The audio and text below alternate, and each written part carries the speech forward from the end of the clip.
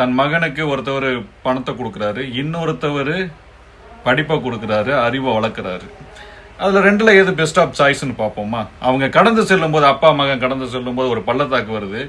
அதில் அந்த பணம் இருக்கிற பையன் அந்த பள்ளத்தாக்கில் பணத்தை எல்லாமே நிரப்பிட்டு அப்படியே கடந்து போகிறான் அப்பாவை கூட்டுக்கிட்டு. அடுத்து பார்த்தீங்கன்னா இந்த அறிவு உள்ள பையன் என்ன பண்ணுறான், அந்த கட்டையாலேயே அடித்து தானும் நடந்து போகிறது மட்டும் இல்லாமல் மற்றவங்களும் நடந்து போகட்டும் அப்படிங்கிற ஒரு அடித்தளத்தை ஏற்படுத்துகிறான். அதுக்கடுத்த கட்டம் போய் பார்த்துட்டோம்னா ஒரு படகு இருக்குது, சின்ன படகு. இந்த பணம் இருக்கிற பையன் பணத்தை வீசி எறியான், அந்த படகு போக மாட்டேங்குது.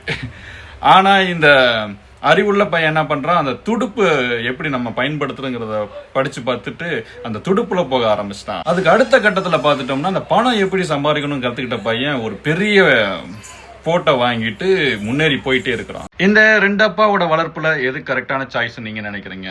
ரெண்டுமே கிடையாதுங்க. அறிவை மட்டுமே கொடுத்துட்டு இருந்த அப்பாவுக்கு கொஞ்சம் மகனுக்கு பணம் சம்பாதிக்கணும்னு கொஞ்சம் கத்துக்கணுங்க. பிகாஸ் ஏன்னா பணமும் நம்ம வாழ்க்கைக்கு ரொம்ப முக்கியம்.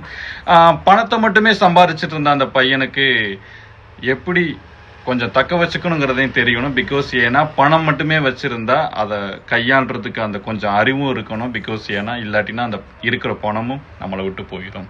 ஸோ அப்படிங்கிறத இந்த வீடியோவில் ஷேர் பண்ணிக்கிறேன். இந்த மாரல் ஆஃப் த ஸ்டோரி இதுதான்.